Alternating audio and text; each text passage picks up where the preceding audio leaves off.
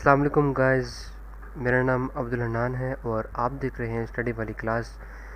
दोस्तों, आज की वीडियो में हम डिस्कस करेंगे केमिस्ट्री का 2018 का HSSC पार्ट 1 जो है वो हम फेडरल बोर्ड का केमिस्ट्री का 2018 का पेपर जो है वो डिस्कस करेंगे और हम इसमें जो है वो ऑब्जेक्टिव पोर्शन को डिस्कस करेंगे और इसको जो है वो इसके जो कंसेप्ट है उसके ज़रिए से जो है वो इसको हम सॉल्व करेंगे। ठीक हो गया।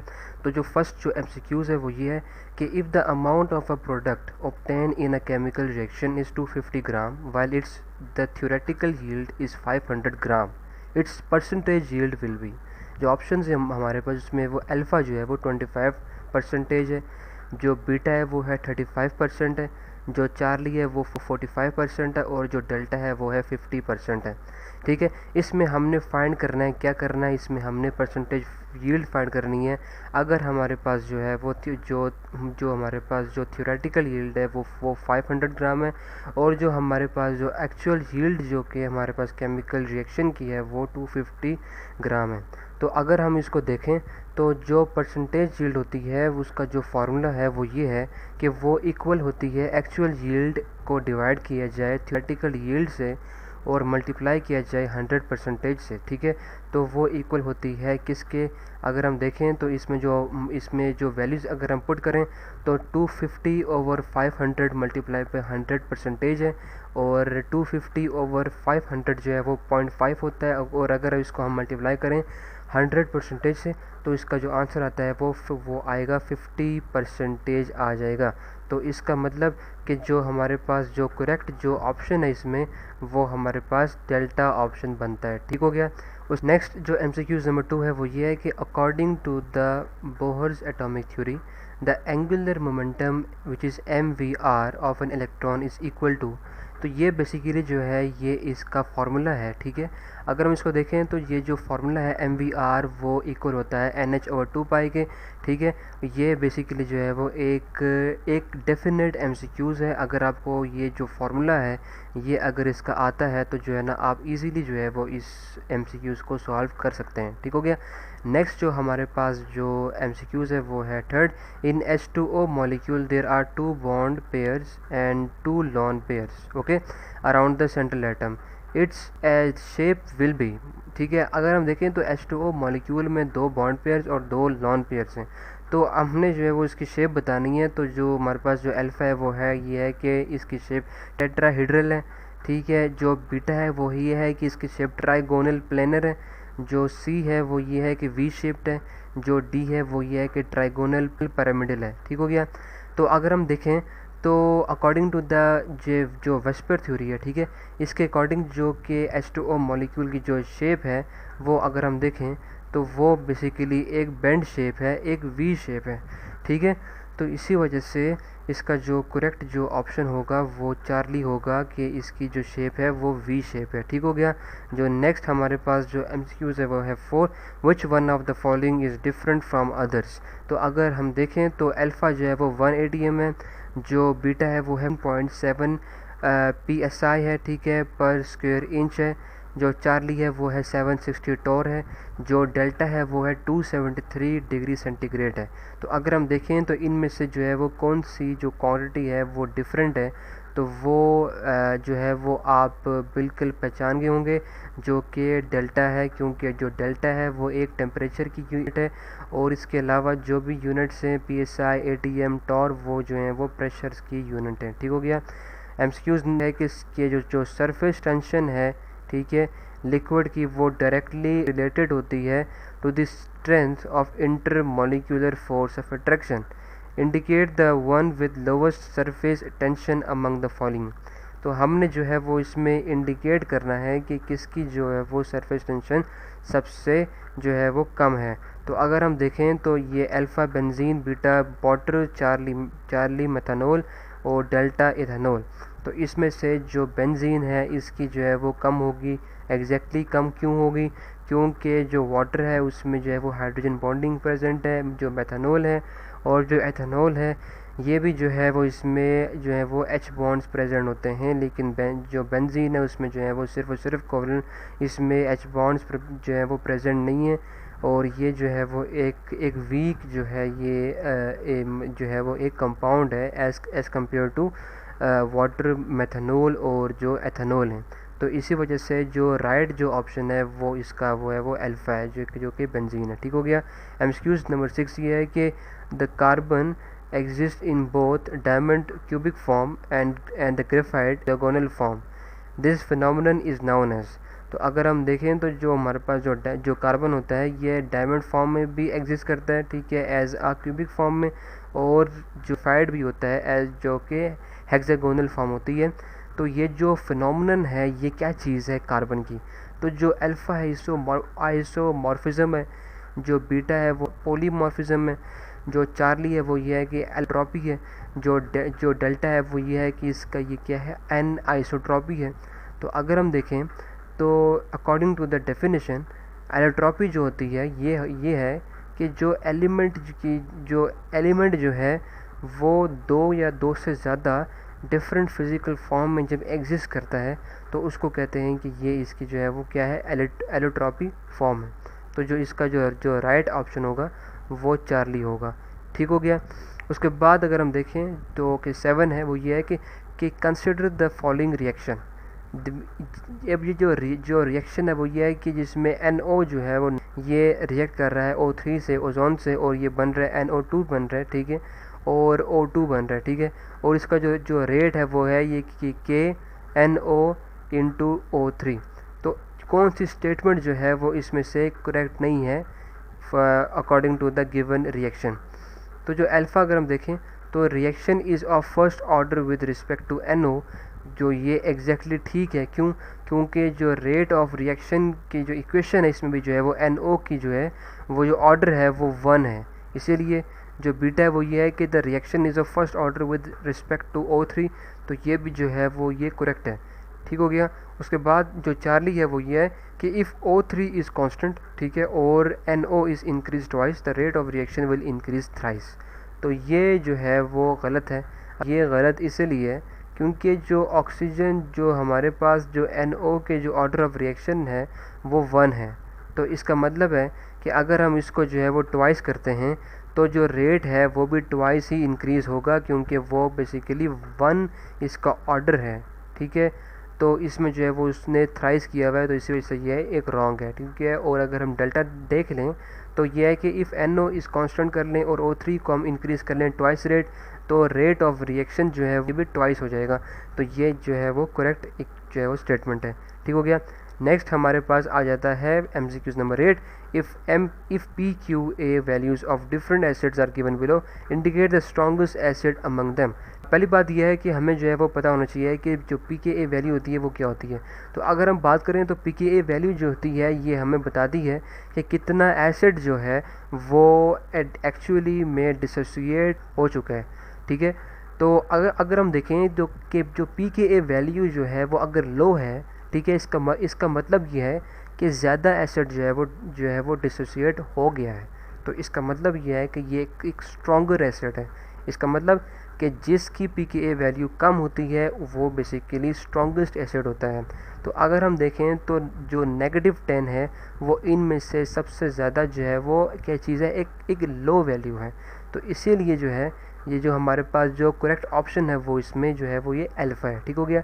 जो 9 जो है वो ये है कि the rate of chemical reaction is measured in mole per dm cube per second, mole dm cube per second, mole dm cube second, dm cube per mole पर सेकेंड। तो अगर हम देखें जो केमिकल रिएक्शन का जो रेट है उसका जो फार्मूला होता है वो बेसिकली होता है change in product concentration during time period delta t, मतलब delta concentration over delta t. तो अगर हम देखें जो कि हम जो नॉर्मली जो कंसंट्रेशन जो मोल पर dm क्यूब में लेते हैं और जो हमारे पास जो टाइम होता है उसको जो है वो सेकंड में लेते हैं। तो इसी वजह से जो इसका जो राइट जो ऑप्शन होगा वो अल्फ़ा होगा, जिसमें मोल पर dm क्यूब पर सेकंड गिवन है। ठीक हो गया। नेक्स्ट जो हमारे पास MCQs है वो 10 है कि जो 100 gram of 10% weight over weight NaOH का solution contains 10 gram of NaOH। अगर हम देखें इसमें तो इसमें जो टोटल जो इसका जो टोटल जो मैस है, टोटल जो ग्राम्स हैं, ठीक है, इस सोल्यूशन में वो 100 ग्राम है, और इसमें से 10 ग्राम जो है वो AOH, सो ठीक है, और इसी वजह से जो इसकी जो परसेंटेज है वो भी 10% है। ठीक हो गया। अब अगर हम देखें तो इसमें जो है वो H2O जो है वो इसकी जो है वो क्वांटिटी कितनी होगी, तो सोल्यूशन की जो टोटल जो क्वांटिटी है वो 100 ग्राम है, ठीक है, और इसमें से 10 ग्राम NaOH है। इसका मतलब ये है कि जो रिमेनिंग जो है वो सॉल्वेंट होगा, तो 100 को अगर हम माइनस कर दें 10 से, तो वो 90 ग्राम जो होगा वो सॉल्वेंट होगा। ठीक है, तो इसी वजह से जो राइट जो ऑप्शन होगा वो इसमें बीटा होगा। ठीक हो गया। नेक्स्ट जो हमारे पास जो MCQs है वो ये है कि the net heat change in a chemical reaction is same whether it is brought about one step और more than one step, it is known as. तो ये है कि जो नेट जो हीट चेंज है ठीक केमिकल रिएक्शन में वो सेम होती है जो टोटल हीट चेंज है वेदर की अगर आप जो है वो इसको जो चेंज है वो उसको वन स्टेप में लेकर आएँ या फिर जो है वो मोर देन वन स्टेप में लेकर आएँ। तो ये बेसिकली जो है वो ये हेसिस लॉ की स्टेटमेंट है। ठीक है, और ये जो है वो एक राइट स्टेटमेंट है। ठीक हो गया। तो जो इसका जो राइट ऑप्शन है वो हमारे पास जो है वो चार्ली है। ठीक हो गया। नेक्स्ट हमारे पास आ जाता है 12 है। The amount of a substance produce during electrolysis by passing 1 Faraday of electricity is called. ठीक है, जो सब्सटेंस की अमाउंट जो प्रोड्यूस होती है इलेक्ट्रोलाइसिस के दौरान, अगर आप जो है वो 1 फैराडे ऑफ इलेक्ट्रिसिटी को पास करें, तो वो जो है वो इक्विवेलेंट वेट इसकी ये जो है वो इस जो अमाउंट ऑफ सब्सटेंस को इक्विवेलेंट वेट कहा जाता है। ठीक हो गया। नेक्स्ट हमारे पास आ जाता है MCQs नंबर 13। तो वो ये है कि what could be the geometrical shape of SF6 according to the VSEPR theory. तो वेस्पर थ्योरी के अकॉर्डिंग SF6 की अगर हम ज्योमेट्रिकल जो शेप है वो अगर हम देखें तो अल्फ़ा है ट्राइगोनल पिरामिडल है, जो बीटा है वो है टेट्राहेड्रल है, जो चार्ली है वो है ऑक्टाहेड्रल है, और जो डेल्टा है वो है ट्राइगोनल बाइपिरामिडल है। इसका जो राइट ऑप्शन है वो है ऑक्टाहेड्रल है। ठीक है, ऑक्टाहेड्रल क्यों है, क्योंकि ये जो है वो एक ही क्योंकि जो सल्फ़र है वो 4 फ्लोरीन के साथ एक ही प्लेन में जो है वो एक हॉरिजॉन्टल प्लेन में जो है वो एक स्ट्रक्चर फॉर्म करता है, और उससे जो है वो परपेंडिकुलरली अपवर्ड एंड डाउनवर्ड जो है ये 2 फ्लोरीन प्रेजेंट होते हैं। तो ये जो है वो एज ऑक्टाहेड्रल की शेप जो है वो फॉर्म करते हैं। ठीक हो गया। MCQ नंबर 14 अगर ये देखें तो द स्टेटमेंट ये है कि the number of hydrogen atom in 1 mole of H2O is, option alpha है वो 6.022 इंटू 10⁻23 है, बीटा जो है वो 2 इंटू 6.022 इंटू 10⁻23 है, जो चार्ली है वो ये है कि 3 इंटू 6.022 इंटू 10⁻23, और जो डेल्टा है वो है 4 इंटू 6.022 इंटू 10⁻23। अगर हम देखें कि जो 1 वाटर मॉलिक्यूल में जो है वो 2 हाइड्रोजन एटम होते हैं, इसका मतलब ये है कि अगर हम जो है वो 1 मोल ऑफ वाटर की बात करेंगे तो इसमें जो है वो 2 मोल्स ऑफ H एटम्स मतलब जो है वो हाइड्रोजन एटम्स प्रेजेंट होंगे।